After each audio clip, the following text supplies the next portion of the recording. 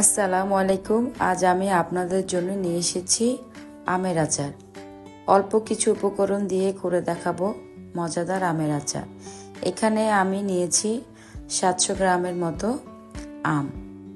এই আমগুলো এখন আমি পিলার দিয়ে ছিলে নেব।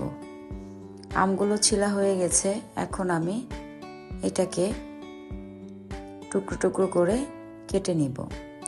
আমি খুব কাছ থেকে দেখাচ্ছি কিভাবে আমরা কাটবো।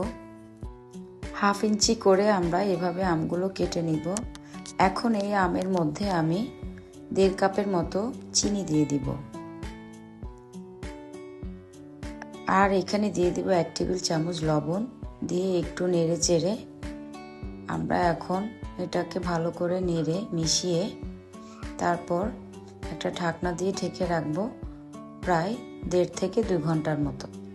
এই তো আমার 2 ঘন্টা পর দেখুন আমের চিনিগুলো কিভাবে শিরা হয়ে গেছে। এখন আমি একটি ফ্রাই প্যানে আমগুলো ঢেলে জাল করে নেব। আমরা এই আমটাকে ভালো করে নেড়ে চেড়ে শিরা ঘন হওয়ার আগ পর্যন্ত অপেক্ষা করব। এই তো শিরাটা প্রায় ঘন এসেছে, দেখুন আমগুলো কেমন স্বচ্ছ দেখাচ্ছে।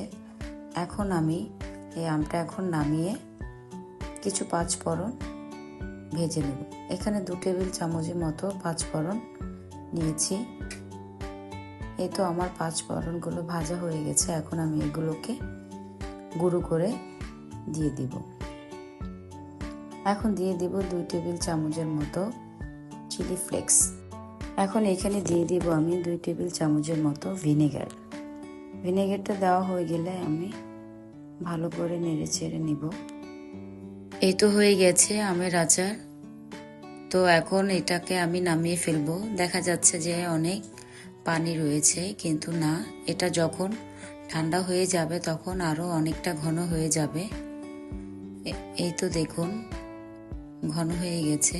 আমি চেষ্টা করেছি খুব সহজ এবং অল্প কিছু উপকরণ দিয়ে আজকে আমের আচার করে দেখানো। তাহলে আজ এই পর্যন্তই। আল্লাহ হাফেজ।